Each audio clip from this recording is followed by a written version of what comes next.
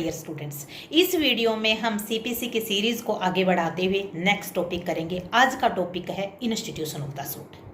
I hope you have watched the previous video. We have discussed parties of the suit, representative suit, who can be a plaintiff, who can be join as a defendant, and who can bring a suit as a representative. I hope you have done and you have remembered. And the next step, if there is party, then the plaintiff has right to sue. He thinks that his right has been infringed, violated, civil right violated. जब उनको ये लगता है कि उनके civil rights को वोयलेट कर दिया है, सिविल राइट्स का उल्लंघन हुआ है, तो एक कोज ऑफ एक्शन होता है कि क्या कोज ऑफ एक्शन है, क्या कारण है। उस कोज ऑफ एक्शन पर जितने भी रिलीफ हैं और जितने भी क्लेम हैं, प्लेंटिफ को एक सूट में प्रेजेंट करने चाहिए। यदि वो किसी रिलीफ को रिलिंक्यूश कर देता है, त्याग देता है या क्लेम को त्याग देता है, तो दोबारा उस सेम कोज ऑफ एक्शन पर जो रिलीफ उसके पास है उस पर सूट नहीं ला सकता है।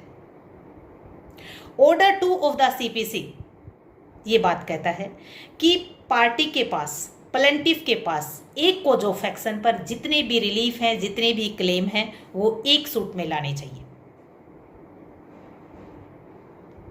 अब कोज ऑफ एक्शन में क्लेम्स, रिलीफ्स, क्लेम्स को अगर वो रिलिंक्यूश करता है, त्याग करता है, तो दोबारा सूट नहीं ला सकता है। इंटेंशनली यदि ओमिट करता है तो दोबारा सूट नहीं ला सकता है उस कोज ऑफ एक्शन पर, उस क्लेम पर। लेकिन यदि उस कोज ऑफ एक्शन पर सेवरल रिलीफ्स होते हैं, बहुत सारे रिलीफ होते हैं, और किसी रिलीफ का रिलिंक्यूश यानी किसी रिलीफ को वो कोर्ट की परमिशन से छोड़ता है, तो उस रिलीफ के लिए दोबारा सूट ला सकता है। ये हमें ऑर्डर 2 ऑफ द सीपीसी कहता है। अब जब प्लेंटिफ के पास कोज ऑफ एक्शन है और उसे ये पता है कि आपके पास क्या क्लेम कर सकते हो, आप क्या रिलीफ मांग सकते हो कोर्ट के पास जाकर, तो एडवोकेट से मिलने जाता है ऑर्डर 3 में और सारी बातें एडवोकेट को बताता है। तब एडवोकेट साहब उसे कहते हैं कि मैं आपका सूट फाइल करता हूं। एडवोकेट का प्रोविजन कहां दिया है? प्लीडर का ऑर्डर 3 ऑफ द सीपीसी में।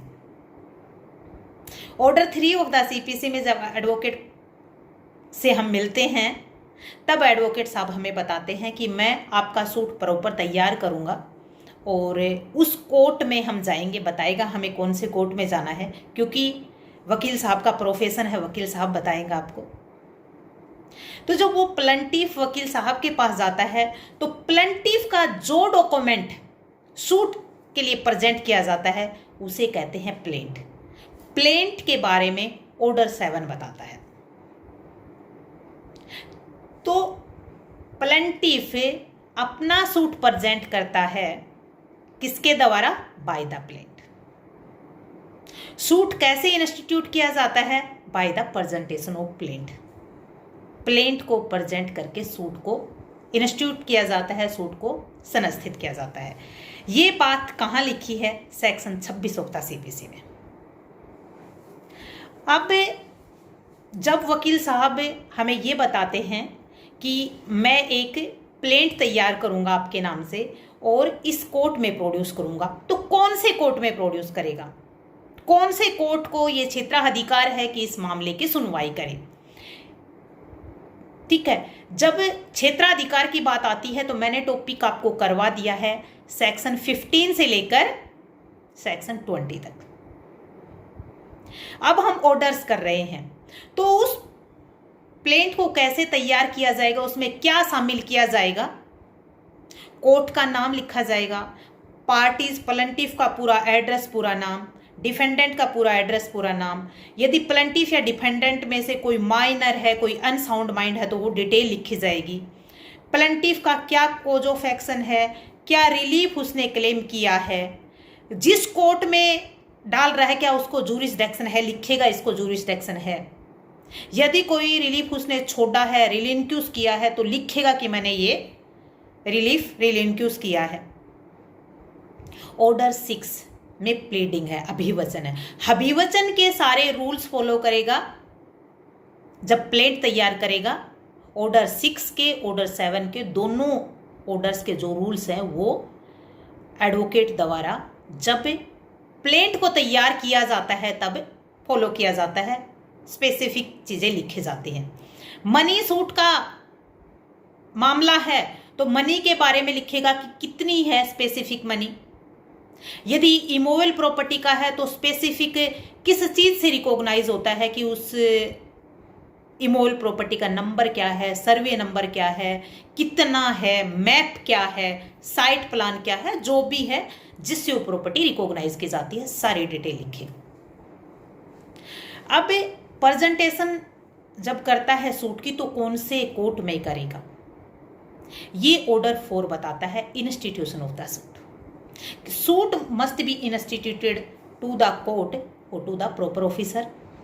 It must be presented in duplicate, duplicate में प्रेजेंट किया जाना चाहिए। And order 4 also said that the rules of order 6, order 7 must be followed, जो हमने अभी आपको बताया। फिर जैसे कोर्ट के सामने सूट प्रोड्यूस किया जाता है तो कोर्ट में एक रजिस्टर होता है, उस रजिस्टर में उस सूट की एंट्री की जाती है, तो सूट इंस्टीट्यूट किया जाता है।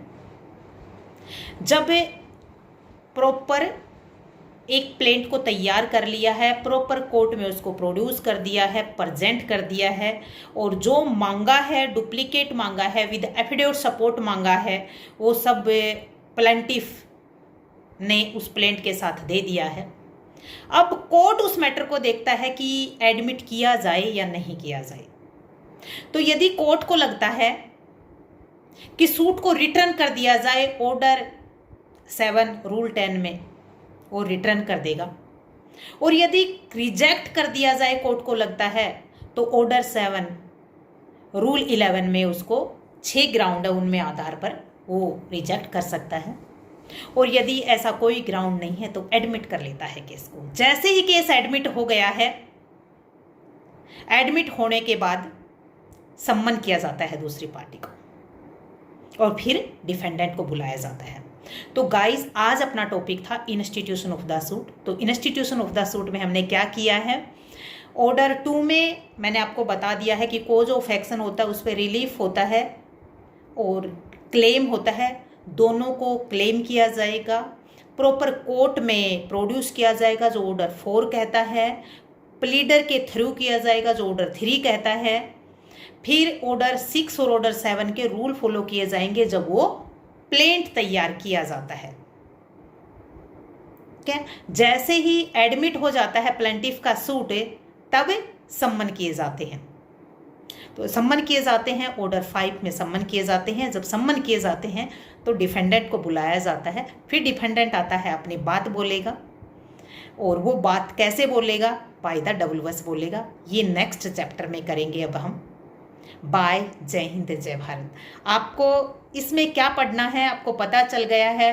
Order 2, order 3, order 4, order 6, order 7, order 4 के साथ सेक्शन 26 भी पढ़नी है आपको CPSC की।